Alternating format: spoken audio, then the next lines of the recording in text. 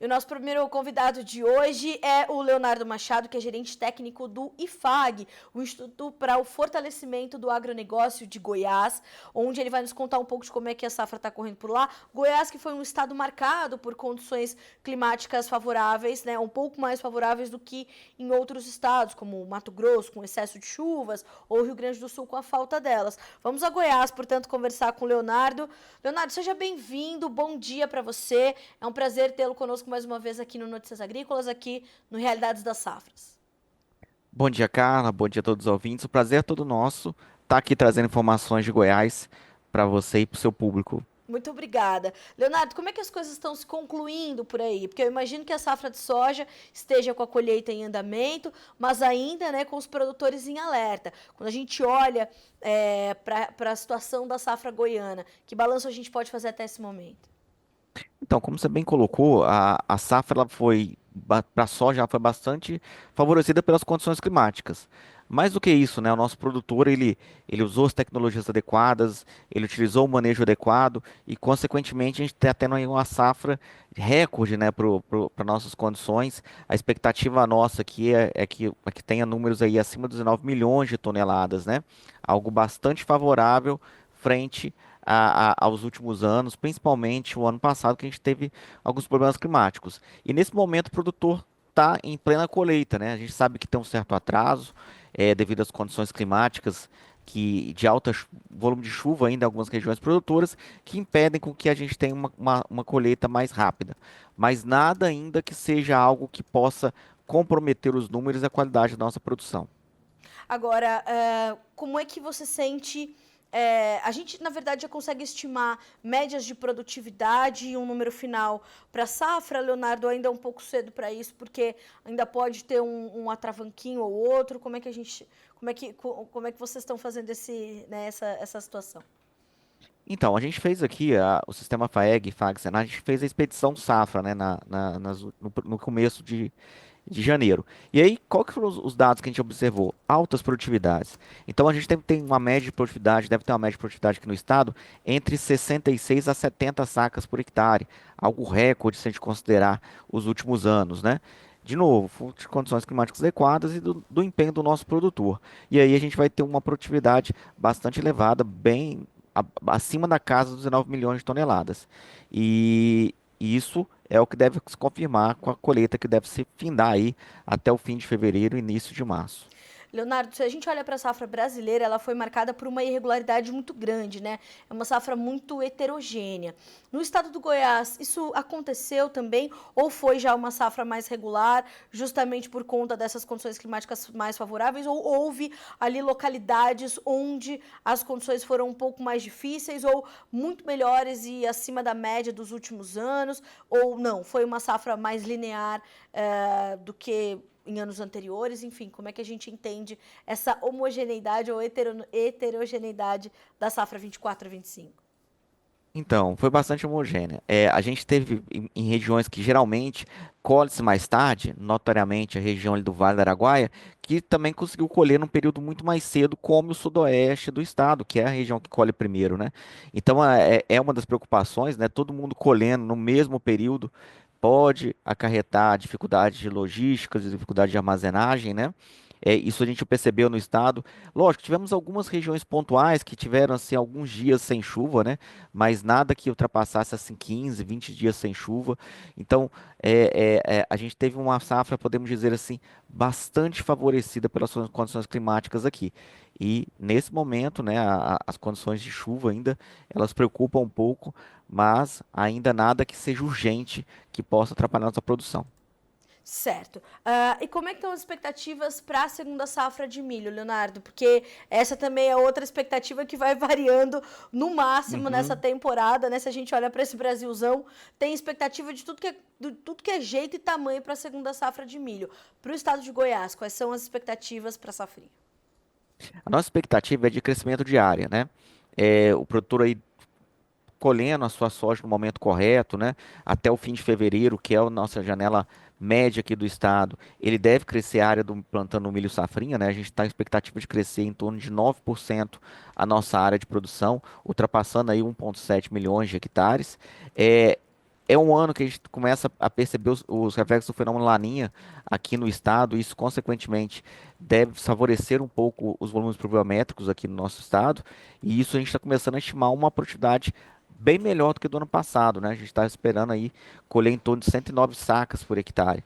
O ano passado a média foi de torno de 103, esse ano é 109. E, consequentemente, a gente vai ter uma safra aí de grãos de milho safrinha acima das 11 milhões de toneladas, que é um crescimento aí de quase 15% em relação ao ano passado.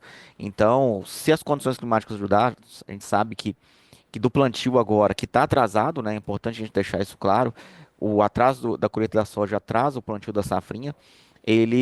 A expectativa, se for plantado tudo no momento correto, é de uma produtividade bastante considerável e de uma produção muito boa também.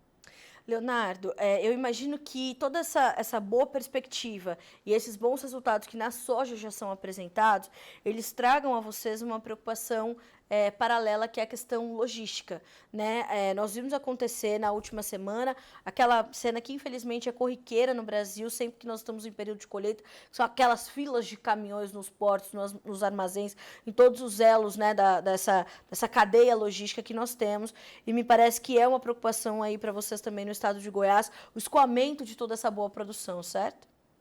Com toda certeza. Mais do que isso, a expedição, ela nos mostrou algumas condições de muitas estradas vicinais dos municípios em algumas condições precárias. A gente teve troca de prefeitos, né? E muitas vezes a gente sabe que o prefeito que deixou e não foi reeleito trouxe algum problema ali de manutenção dessas estradas vicinais, que é tão importante naquele primeiro ciclo de transporte do produtor, né? Em tirar para a fazenda para ir para o armazém coletor, que ali está próximo 20 a 30 quilômetros da sua propriedade. E essas estradas, elas estão em condições muito ruins em algumas regiões produtoras. Muita chuva, falta de manutenção faz com que as estradas estejam em condições precárias. Isso é um alerta que a gente tem feito, o nosso presidente aqui tem feito esse alerta, e é algo que preocupa. Aí ele vem para a condição de armazenagem, né, como você colocou. A gente sabe que a gente tem essa estrutura de armazenagem, coletor, terminal, né? Primeiro aqueles armazéns menores, para depois os armazéns maiores. E esses armazéns menores, né? Eles com certeza eles vão sofrer uma pressão muito grande essa safra, visto que a safra é grande, a safra vai bater o recorde de produção e a gente espera que a gente consiga superar esse desafio que a gente sabe que vai ser complicado. Como é que isso acaba afetando, Leonardo, a expectativa do produtor para avançar com a comercialização, seja para efetuar novos negócios com a sua produção, ou até mesmo para adquirir insumos para suas próximas temporadas, porque a estratégia precisa acontecer, né? Existem os fretes de retorno, enfim, os melhores momentos. Aliás, houve uma disparada já no preço dos fretes. Como é que isso Uhum. entra na estratégia do produtor, inclusive, para fazer novos negócios? Principalmente, né, Carla, na questão operacional estratégica dele.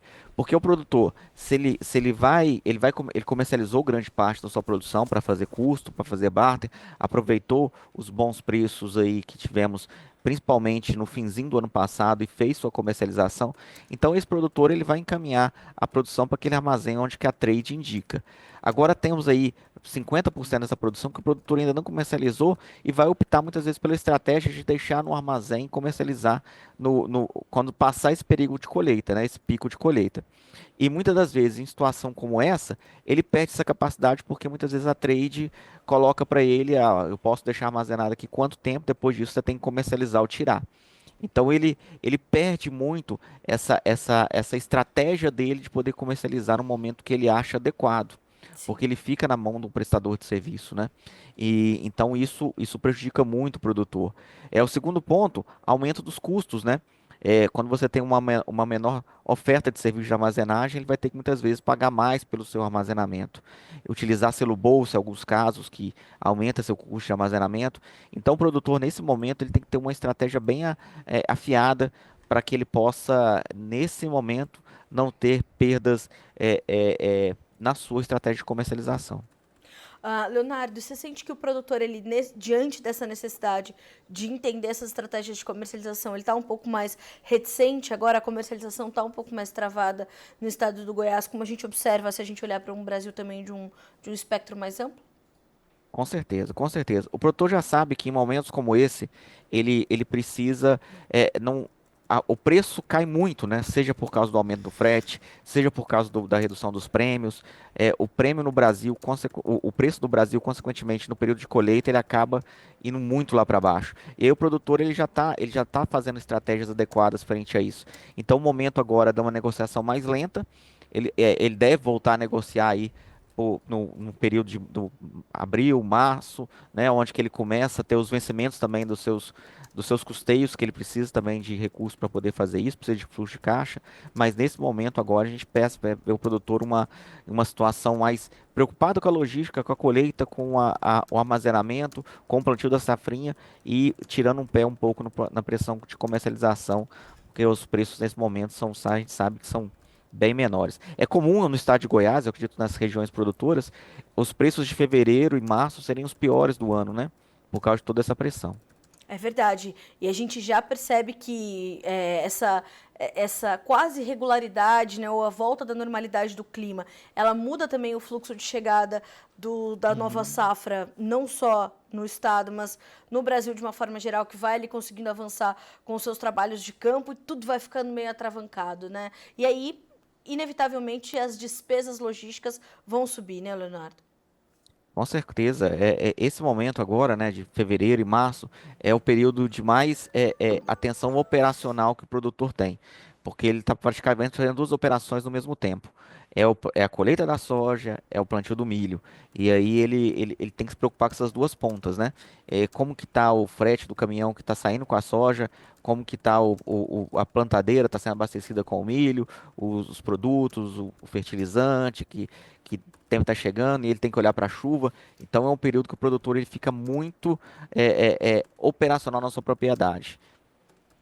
E isso vai também fazendo parte dessa estratégia, né, Leonardo? Ele entende que não é o melhor momento para ele avançar. Isso mudou nos últimos anos, né, Leonardo? Ele entende muito melhor esses momentos da temporada e ele entende que momento é que momento para fazer cada uma das suas etapas, né, do seu negócio.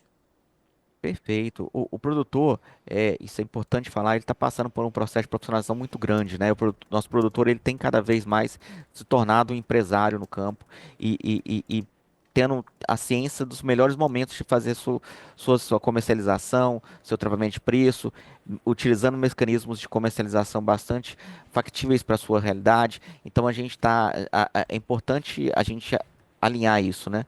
É importante que isso continue, né? Principalmente agora, por exemplo, a gente está entrando numa safrinha que a gente sabe que os custos, apesar de terem alta, né, em relação ao mesmo período do ano passado, os preços começam a ter cenários mais positivos. Então, é um momento produtor, lógico, depois de passar todo esse operacional, começar a olhar para o mercado do milho para através da sua estratégia de comercialização da safrinha. Porque a gente sabe que é essencial ele pensar nisso para oferir renda, né? Que no final do dia é o que é importante. É verdade. Leonardo, quero muito lhe agradecer por iniciar a semana conosco aqui no Realidades das Safras. Sempre muito bom ouvir a sua perspectiva, ouvir esse balanço do estado de Goiás, a perspectiva também, a ótica do IFAG. Então, obrigada mais uma vez por aceitar o nosso convite. Você está em casa, volte sempre, meu amigo. Obrigada. Estamos à disposição sempre precisar. Obrigada. Uma ótima semana para você. Um abraço. Até a próxima. Bom, senhoras e senhores, recebemos então o Leonardo Machado, gerente técnico do IFAG, o Instituto para o Fortalecimento do Agronegócio de Goiás. Boas notícias vindas do estado goiano quando o assunto é produção, quando o assunto é o tamanho da safra, a qualidade da safra. Agora, a logística está preocupando. Aí é no Goiás, é no Mato Grosso do Sul, não importa. É preocupação generalizada do Brasil e a sua estrangulada capacidade logística. Aumentamos o nosso potencial produtivo sem conseguir ampliar a nossa capacidade de escoamento. Então, isso preocupa no estado de Goiás também.